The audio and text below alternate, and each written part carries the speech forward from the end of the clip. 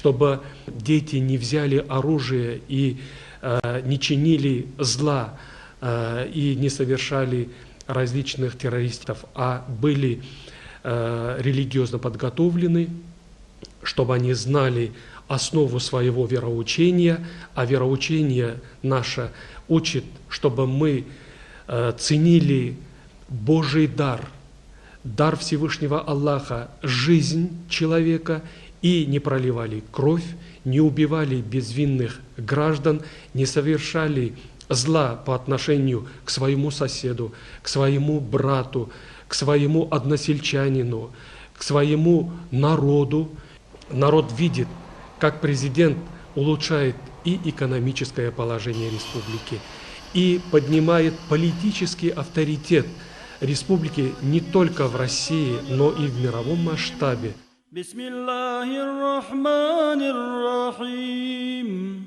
وسيق الذين كفروا إلى جهنم زمرا حتى إذا جاءوها فتحت أبواب. Президент республики уделяет очень большое внимание поддержанию мира со своими соседями. А это договорные отношения, соглашения, переговоры и по территории, и по мирному существованию с Чеченской республикой, с Северной Осетией решены вопросы беженцев из Чеченской республики. А ведь этих семей тоже надо было обеспечивать всем. И, конечно же, спокойствием, конечно же, теплом и добротой. Мы находимся в республике Ингушетия. Это наши братья ингуши. Не то, что тут стоит Мурат Зязиков или правительство, председатель правительства. Я не хочу преувеличить.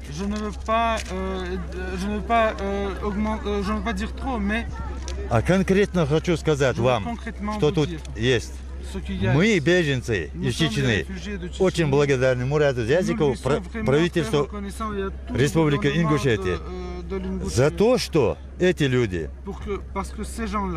очень помогают нам. В конце концов, мы в Ингушетии в палатке не закрываем дверь, как в Чечне. Можно было бы отрезать, и никаких переговоров, никаких вопросов по решению этих проблем пригородного района.